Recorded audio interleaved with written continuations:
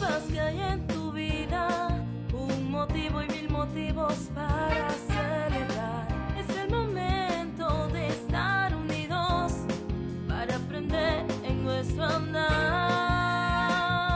En tu podcast encontrarás para tu día felicidad, salud, fe y pasión. Con Mónica Navarro.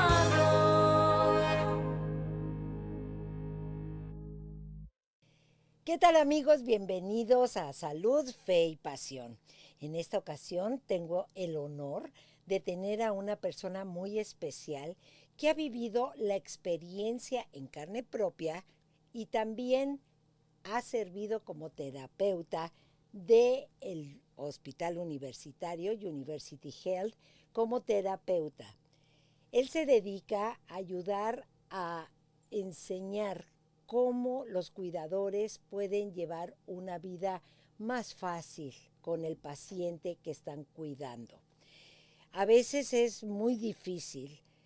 Yo en estos momentos, en este episodio, les voy a platicar de mi experiencia propia, pero debemos de saber que existe un agotamiento físico, que esto es muy gratificante, pero nos enfrentamos a muchos retos los cuidadores de personas enfermas, a quienes queremos y adoramos, pero en ocasiones es muy difícil.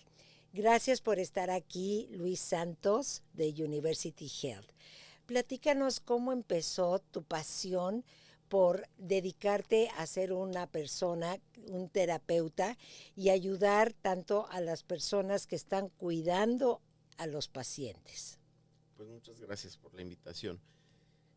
Yo a una edad de 19 años, ninguna experiencia con drogas o alcohol, padres muy buenos, yo el mayor de 5, yo diría una vida muy saludable, de repente se me detonó un trastorno de ansiedad y depresión horrible. Mis abuelos, mis tíos, todos me ayudaban en tratar de normalizar mis síntomas y decir, no, pues eso es lo que nos ha pasado. Pero llegó a un momento agudo donde tenía yo que acudir con profesionales y la verdad no teníamos experiencia en cómo encontrar qué es un psicólogo, qué es un psiquiatra. Y fue un desafío muy difícil para todos, no nada más para mí, pero yo vi que mi mamá sufría, mis hermanas también se daban cuenta de lo que a mí me estaba pasando. Pero con la ayuda de los profesionales, poco a poco, y lo bueno es que sí, tomé el tiempo necesario, que a los 3 o 4 años yo creo que me empecé a enamorar de la carrera, de este campo de salud mental. Y pues dándole gracias a Dios dije, no, pues qué bueno que existe este campo. Y humildemente le pedí, déjame Diosito, por favor, ser alguien que pueda contribuir lo que yo recibí en ese estilo de algo profesional. ¿Y qué sentías cuando estabas deprimido? ¿No dormías? ¿No tenías ganas de arreglarte? ¿Cuáles eran los síntomas? La tristeza, el miedo, de repente se me olvidaba quién era yo, por qué me criaron mis padres, por qué me puso Dios en la tierra. ¿Existe Dios?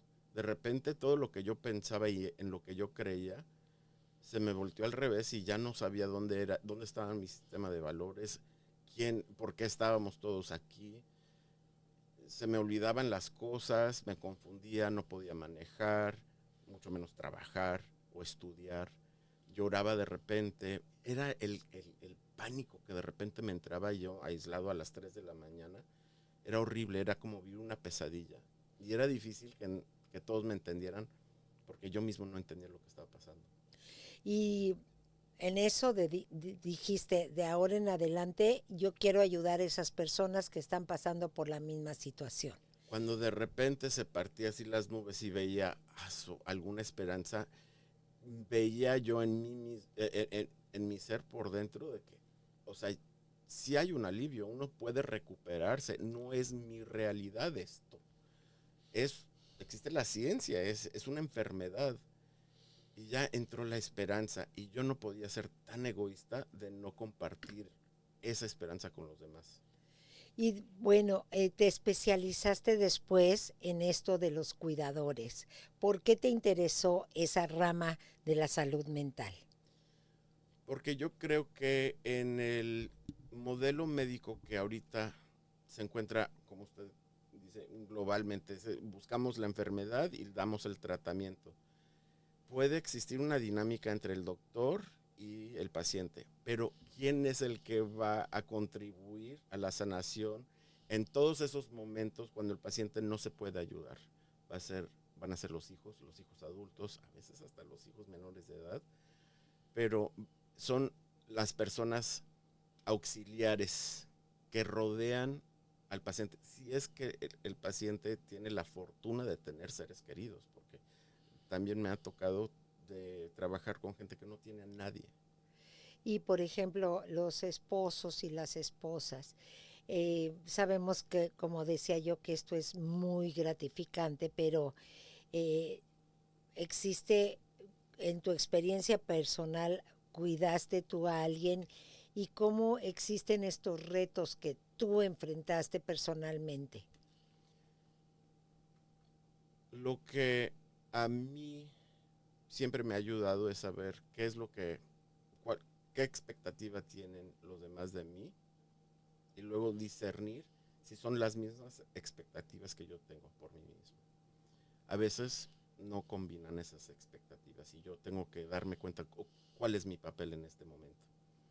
Si yo como sobrino o como nieto o como esposo estoy dispuesto a vivir ese amor que tengo para la persona, estoy dispuesto a hacer cualquier cosa.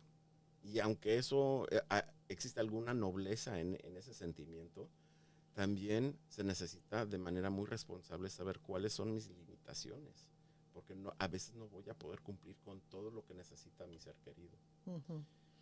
Y es de reconocerse, el autorreconocimiento de qué es lo que puedo dar y en qué momento necesito ayuda en cuidar a mi ser querido. ¿Padeciste mientras estuviste tú al cargo de algún familiar? Sí, sobre todo cuando me daba cuenta que yo no era la respuesta total para ese ser querido. De repente me afectaba mi autoestima. Decía, híjole, no puedo ni siquiera contribuir a su sanación o a, a, a veces hasta me sentía parte del problema que tenían ellos. Ujú. Y eso ya no nada más existía una separación de mi ser querido Ujú. por la misma enfermedad, sino que también decía, pues, si yo no puedo ayudar, pues, ¿quién va a ayudar? Y ahí se empieza a atacar la esperanza. Ahí es donde uno empieza ahí empieza ese desafío contra la esperanza y ahí es donde existe el problema. Bueno, pues déjame contarte, Luis, y déjenme contarles a toda la audiencia que yo viví 10 años esa experiencia con mi santa madre, que fue una bendición. Ella estaba en México y pues somos muchos hermanos, pero yo en ese momento estaba ya en Estados Unidos y pues me traje a mi mamacita después de que enviudó, le vino un shock, ¿verdad? Y fue muy difícil para mí, pero 10 años la cuidé con demencia senil y con algunas otras enfermedades, pero pues yo estaba con marido enfermo, con una bebita y con el trabajo de Univisión. Entonces, fue muy difícil para mí porque en ocasiones, digo, no llego al Alzheimer y la verdad la nobleza de mi madre, gracias a Dios no andaba de mal humor, pero sí fue un reto, un agotamiento físico, un, un enfrentamiento de una situación financiera también y lo que yo pedía era paciencia, era lo que yo más le pedía a Dios, paciencia, porque de repente se levantaba a las 4 de la mañana y me decía, mijita, no me has dado de comer en todo el día. Y ahí a esa hora, ¿verdad? Yo la complacía y le hacía sus huevitos y todo. Eh, fue una experiencia que me encantó vivirla y me siento muy bendecida de que pude ayudar a mi mamá hasta su final, que murió conmigo, pero es una cosa verdaderamente muy difícil. Por eso este tema lo tomo de una manera yo muy personal, Luis Santos también, porque verdaderamente sí se sufre. Es gratificante, pero sí se sufre. ¿Qué les podrías decir a todas esas personas que nos están escuchando, Luis, sobre lo que existe, algunos consejos, qué deben de hacer, debemos de estar más informados, dónde podemos acudir, porque de la noche a la mañana puede suceder que le da una embolia a tu ser querido, está 2, 3 días en el hospital, podría ir una enfermera a verla o a verlo, pero después todo ese cargo y no sabes tú nada. O sea, de la noche a la mañana te vuelves en un cuidador, te vuelves aislado de la sociedad, tienes que cambiar tu horario, tu vida, todo. Así es. Si es que, ahora depende de cuál es la situación. Si la situación es muy aguda, de repente se mete en una condición muy peligrosa, pues acudir con urgencias, el emergency room, como decimos en los Estados Unidos, llegar al hospital. En el hospital van a haber muchas evaluaciones. Claro, hay que ver cuáles son los recursos. ¿Existe el seguro médico para su ser querido? A veces en este país no existe el seguro médico para todos. Claro. Y entonces, pues ahí, ¿qué tipo de servicio puede recibir o tratamiento? Se empieza a limitar si es que el seguro no es amplio o no existe. Pero llegando con el tratamiento, todo empieza con una buena evaluación o, en el caso neurológico, una serie de evaluaciones, y cada evaluación puede comprometer a una persona por horas, días. A veces uno no recibe ninguna respuesta a las evaluaciones por semanas. Es que existe un problema cuando el enfermo ya está en un estado, el problema de la comunicación. Sí. Entonces, tanto para el cuidador como para las personas que están, ¿verdad? El personal médico, es un problema difícil. Uno de los factores de estrés primarios para el cuidador es el saber qué es lo que está pasando y luego estar en un estado de ambigüedad, donde no existen las respuestas, donde pues se han hecho 20 evaluaciones y todavía no tenemos un diagnóstico. Yo diría que el 80%, en mi caso como terapeuta, el 80% de mi papel es mejorar la comunicación entre los médicos y los seres queridos del paciente, explicar cuál es el diagnóstico, por qué se está tardando tanto el diagnóstico, porque no es nada más proveer los resultados de una ciencia por parte del médico hacia la familia. La familia tiene que tener una plataforma en donde recibir esta información, y a veces eso incluye una relación del pasado con mi ser querido. Yo creo que, Mónica, tú tuviste el privilegio de tener una madre santa, una muy buena madre con una bonita relación, pero muchas personas les habla el hospital, tenemos aquí a su padre, no he hablado con él por 3 años, no nos hemos hablado, y de repente, pues venga por él porque ya le vamos a dar de alta, está en el hospital y ni se acuerda de su nombre. Híjole, entonces, ¿qué va a hacer ese hijo, esa hija que nunca ha llevado una buena relación o quizás ha tenido una relación difícil y ahora va a tomar el papel de estar encargado de la salud mental, situación salud físico, financiera, situación físico, saber cómo acudir con la cuenta de ahorros que nunca se platicó, porque pues mucho menos hablar de dinero cuando uno no se hablaban de sus emociones. Entonces, esa plataforma, ¿cómo va a recibir la información del diagnóstico y el plan de tratamiento si en primer lugar no se llevaban bien hace un mes? Exacto. Entonces es de reconocer qué expectativas me voy a poner y tener muchísima compasión hacia mi ser querido, pero hacia mí mismo como cuidador.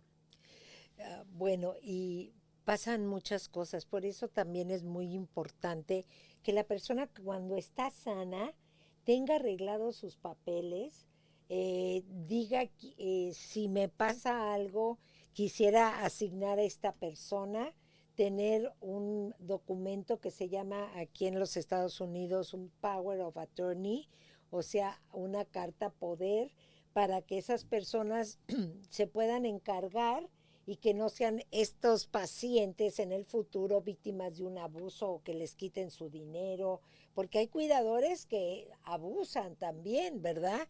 Y desfalcan a los pacientes. Entonces, estar más preparados. Pero ya que llegan al hospital, ¿tú qué haces? ¿Ya hablas con los familiares y todo y haces un seguimiento con la familia cuando están en casa o qué sucede? Antes de darle de alta al paciente se tiene que establecer un plan de seguimiento que incluye llegar con médicos. En los Estados Unidos le dicen outpatient, o sea, es el cuidado afuera del hospital. El sistema en los Estados Unidos es, uno ingresa al hospital, lo admiten al hospital, si es que corre riesgo de su vida, no lo van a sanar necesariamente. Claro. Entonces esa expectativa es de, no, pero es que no está bien, no se acuerda de su nombre, me habla por otro nombre, no está bien, ¿cómo me lo pueden dar de alta ahorita? No lo puedo recibir en mi casa, no tengo nada listo. En los Estados Unidos una hospitalización es para salvar la vida del paciente. En el momento que ya no corre riesgo la vida, se le da de alta. Y es el plan de seguimiento con citas con el neurólogo, con el doctor de cuidados primarios. Ahí es donde va a estar la sanación. Ahí es donde se va a recuperar la persona, si es que se puede recuperar. Con un diagnóstico de demencia hay que de veras redefinir cuál va a ser la recuperación, porque la persona que conocemos desde hace años ya no va a ser la misma, y es una realidad. Y la aceptación saliendo del hospital es bastante sorprendente por un lado, porque te toma de sorpresa, pero también es una cosa muy estresante, ¿no? De que ya no vas a ver a tu ser querido de la manera en que era antes. Pero existen, por lo menos yo creo que desde donde nos están escuchando, estén preparados a lo peor, ¿verdad? Existen muchos lugares de retiro, ¿verdad? Con asistencia de salud mental. Busquen dónde podría suceder que tú misma, ¿verdad? Yo tengo un seguro que es a largo plazo, que si algo me pasa a mí, yo he estado pagando después de lo que me pasó con mi mamá, dije, no, yo no le quiero dar ese cargo a mi hija. Y hay se llama Long Term Insurance, un seguro a largo plazo que pagas mensualmente desde que estás, para que en el evento de que tú ya estés discapacitada y no puedas comunicarte o algo, eh, puedas tener un tratamiento y una asistencia profesional y no darle tanta carga a los familiares. Eso fue desde mi punto de vista. Busquen en la internet, hay muchos lugares. El hospital universitario también asiste a estas personas. ¿Dónde se podrían comunicar contigo, Luis? Definitivamente a mi oficina. Ajá. Es mi número directo. Ahí yo me presto para ser un asesor y dirigir al que me hable hacia los institutos que ahorita existen para ayudar. El Biggs Institute de UT Health, que es parte de la Facultad de Medicina en el Departamento de Neurociencias. Ahí ayudan muchísimo, sobre todo para encarrilar a los seres queridos, no nada más los pacientes, pero a los cuidadores, a esos grupos de apoyo, y también a darles una educación de qué es lo que van a pasar como cuidadores, cómo se desarrolla ese nuevo papel en la vida.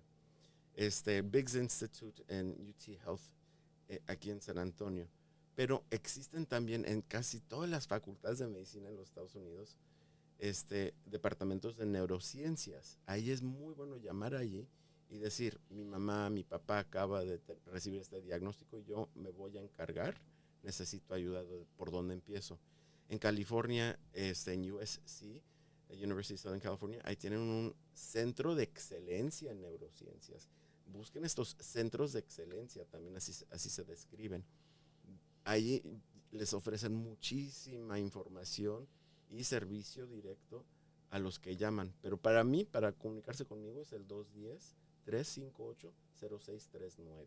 Estoy a sus órdenes. Ay, Luis, pues yo creo que este episodio de Salud, Fe y Pasión puede llegar a los corazones, ¿verdad? Y también a las mentes de muchas personas que ya están sanas, pero que están ya en la época dorada, como yo, que hay que prepararnos cuando estamos sanos, primero, para no ser una carga, y segundo, dejar